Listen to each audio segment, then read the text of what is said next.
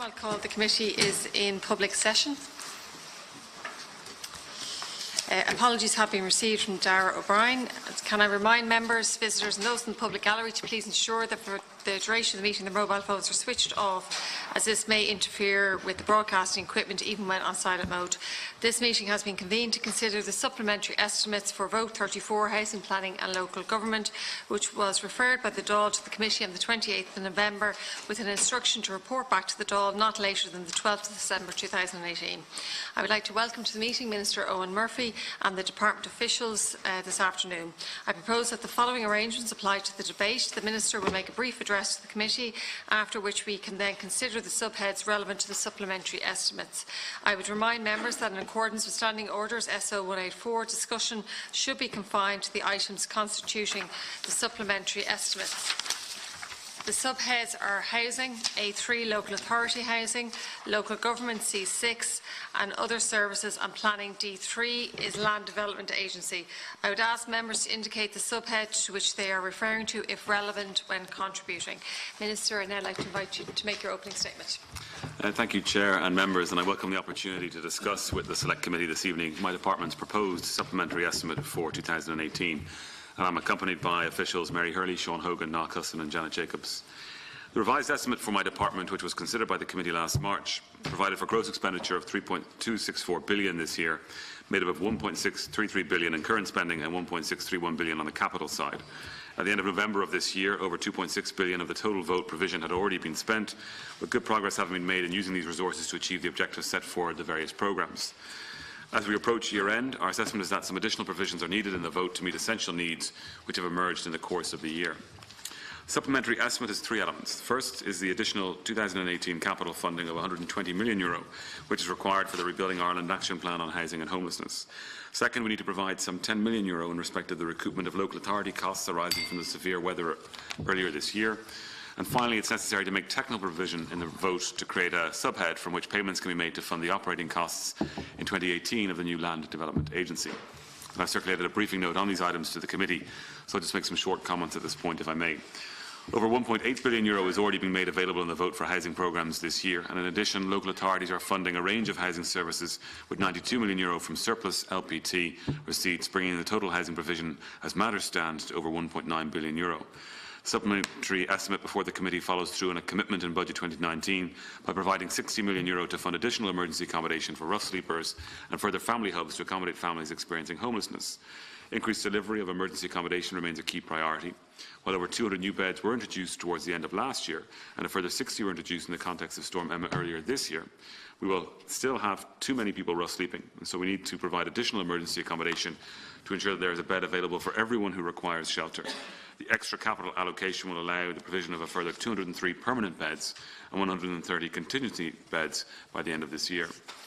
In relation to families, the Government is committed to minimising the numbers of families experiencing homelessness who are being accommodated in hotels.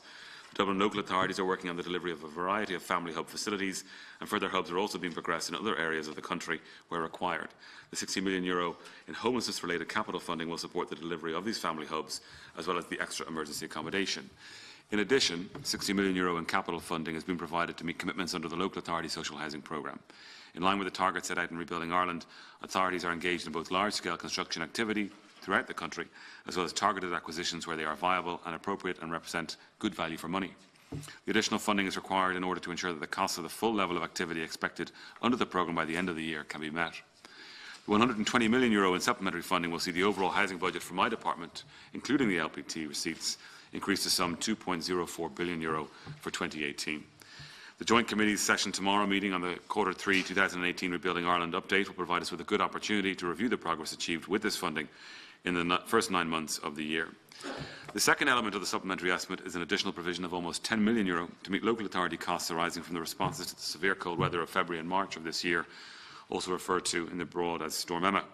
Recoupment of costs is a vital enabler of local authority emergency responses, providing the assurance that availability of resources is not and will not in the future be a limiting factor in providing the vital local responses.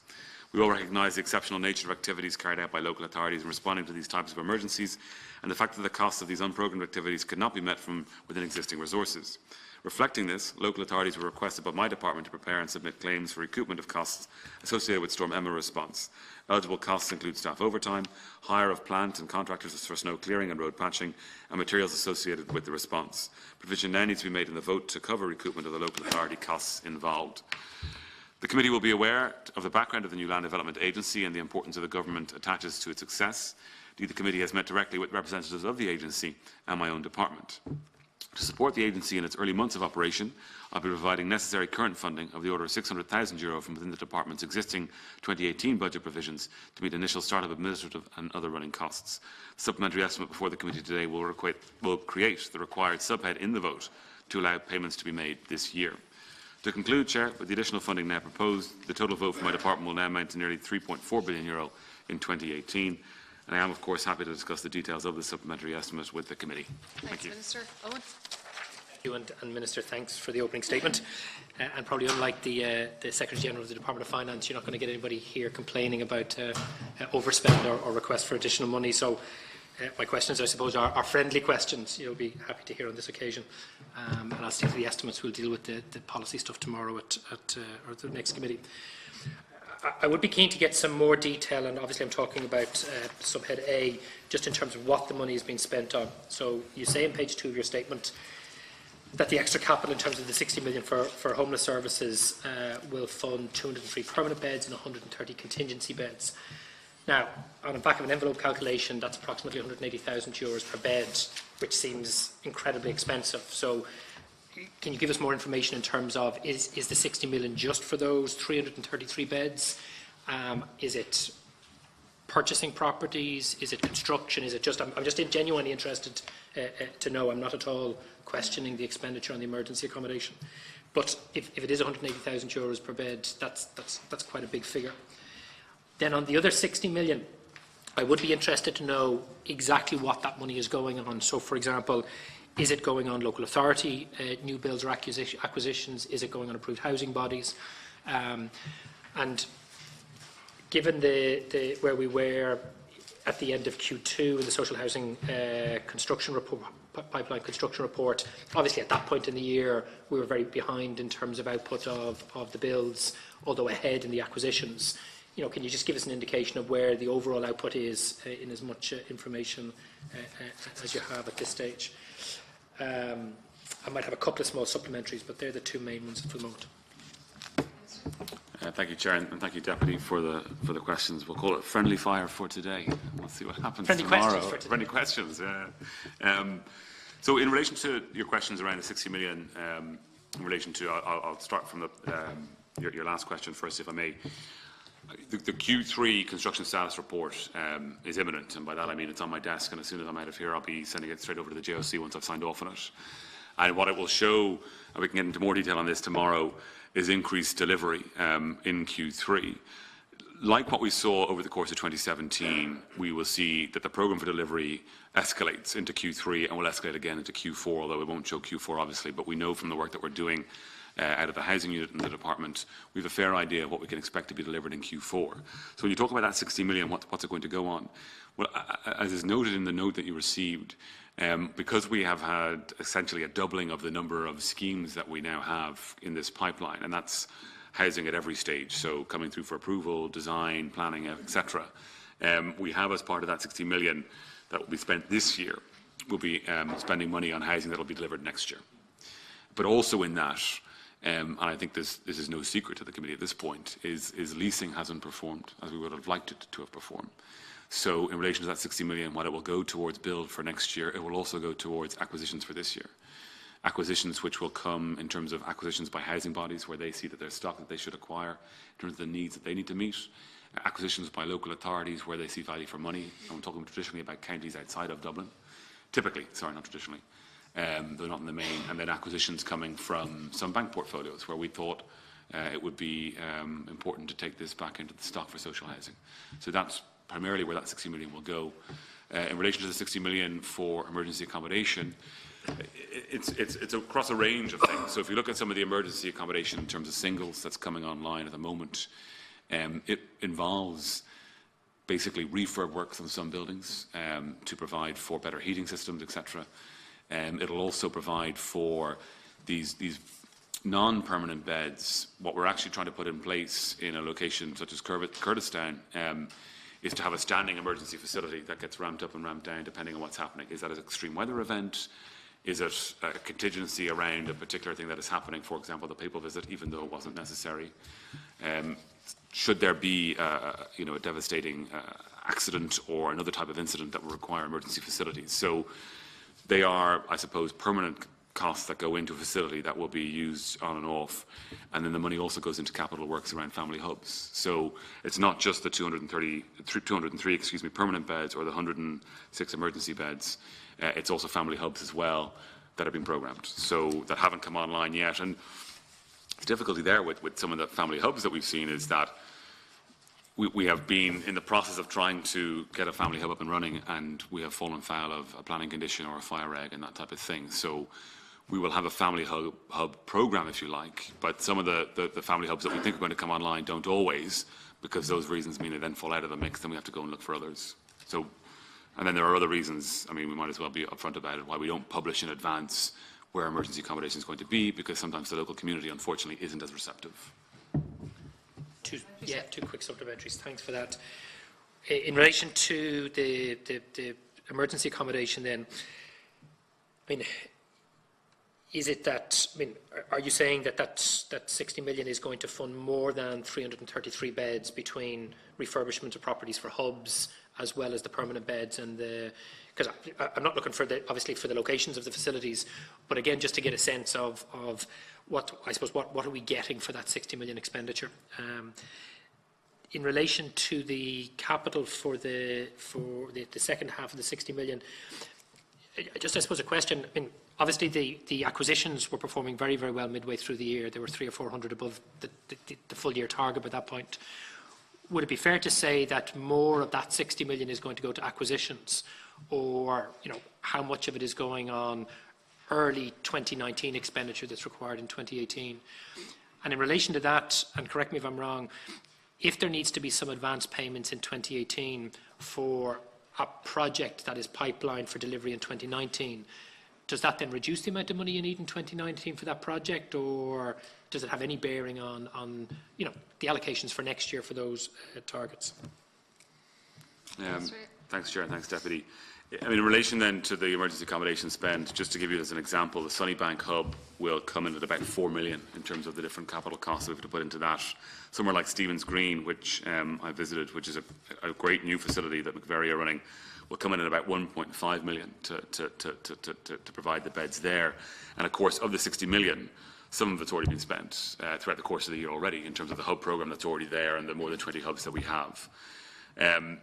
In relation to your question around the acquisitions and the breakdown of the 60 million between acquisitions and programming and schemes for next year, the trend that we have seen in increased acquisitions has continued, because it's difficult to say to a local authority or a housing body where they think there is value for money in making an acquisition and it's going to get someone into a social housing home, because that will come into the stock of social housing home, not to pursue it within obviously reasonable limits.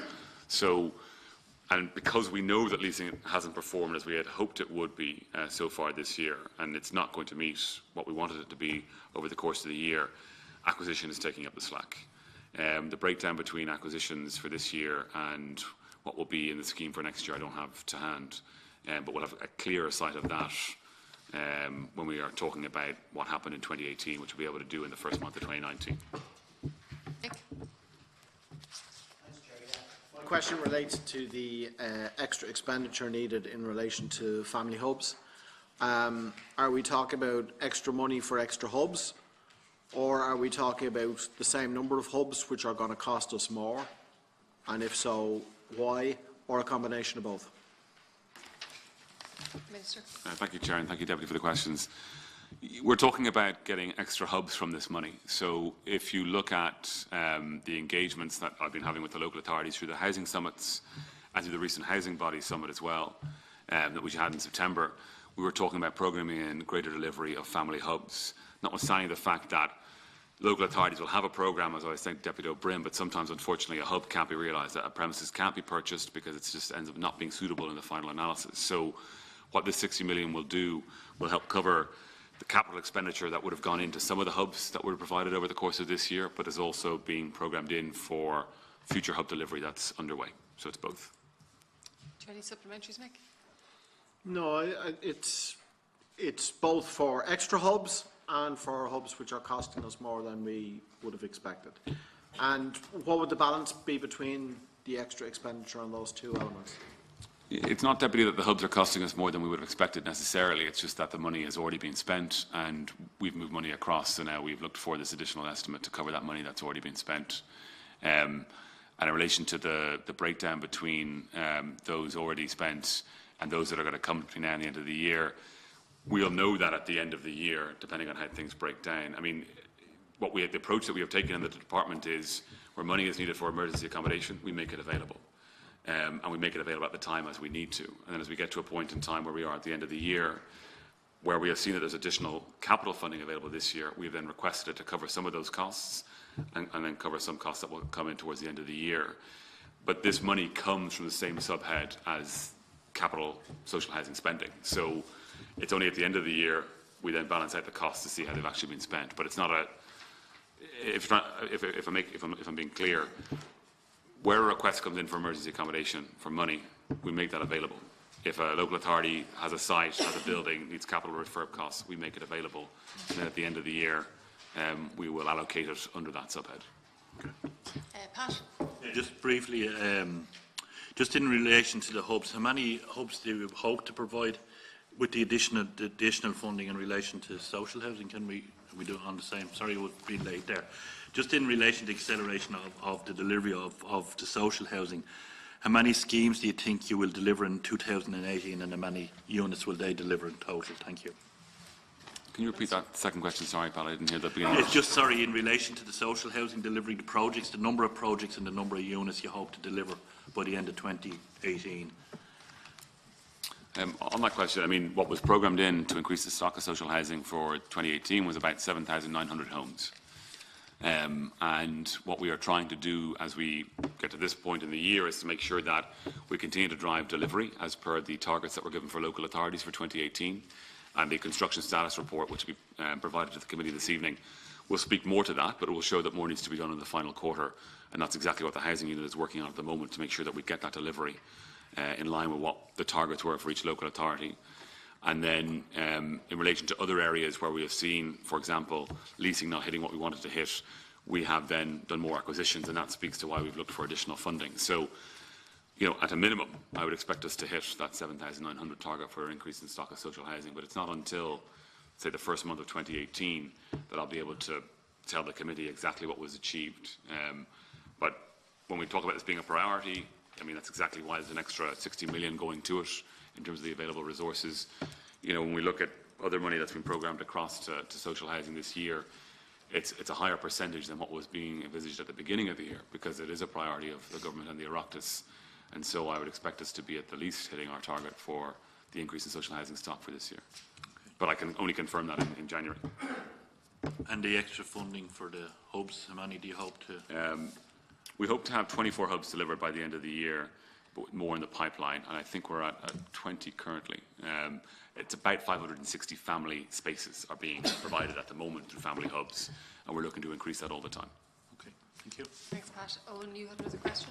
Yeah, and just, I suppose, just on the underperforming of the leasing. Obviously, the cost of the acquisitions per unit is much more significant on a single year basis than the leasing. There was 2,000 leases in this year's targets, and there's just over 2,000 in next year's. Now, again, obviously, we haven't seen the figures, and we'll wait till we have them published, but there was only about 250 leased units delivered midway through the year. Clearly, if there's going to be a significant shortfall in leases and if acquisitions is going to fill that gap, that's quite a difference in terms of the actual cost this year. I also presume if leasing is underperforming this year, there's a chance that might affect the distribution of the targets for social housing output between build, acquisition and leasing for next year. Is that the case, or is it too early for you to kind of make that decision in terms of the 2019 targets? And obviously you can't give us the end of year figures because you don't have them yet. but are we looking at leasing being very badly off the 2,000 target at this stage? On that, Deputy O'Brien, I mean, acquisition, yes, is going to be more expensive up front, but then it's a different carrying cost in terms of, a lease is obviously over a 25-year period, say, so it carries in a different way. And notwithstanding that being said, the capital cost, obviously, in terms of taking on the acquisition, and obviously has ongoing liabilities as well, because it's an asset that depreciates over time. But, what we have had to do is to move money to be able to take advantage of these acquisitions. In terms of the leasing programme at the moment, it is underperforming. And what we are going to have to look at doing is seeing, do we need to make further reforms to our leasing programme to see if it can actually deliver better for us? And then as we look to our targets for 2019, so we're in the process at the moment, as we finish up 2018, and looking at setting those targets for each local authority for 2019, as we did for 2018. And what we'll see at the end of the year will then inform how we set those targets across the build, acquisition, and leasing. What I'm not going to be doing is stepping back from our ambition for build. And a final question. In terms of the overall figure, that 7,869, at this stage, with the information they have in front of you, would you be confident of meeting that target by the end of the year through the different delivery schemes? The 7,869? Yeah. Yes. I mean, it's one of the reasons why I look for the extra money, was to make sure that we would not only reach it, but hopefully exceed it. Okay. Thanks. Concludes questions to the Minister, does it? Okay, Minister, do you want to make any concluding remarks? No, thank you. Okay. So, members, that concludes the committee's consideration of the supplementary estimate for Road 34, Housing Planning and Local Government for the year ended 31st December 2018. In accordance with Standing Order 90, a message to that effect will be sent to the Clerk of the Dáil. I would like to thank the Minister and his department officials for attending today's meeting. So this meeting is now adjourned. The Select Committee is adjourned sine die. Joint Committee will convene at 9:30 tomorrow morning. Okay. Thank you.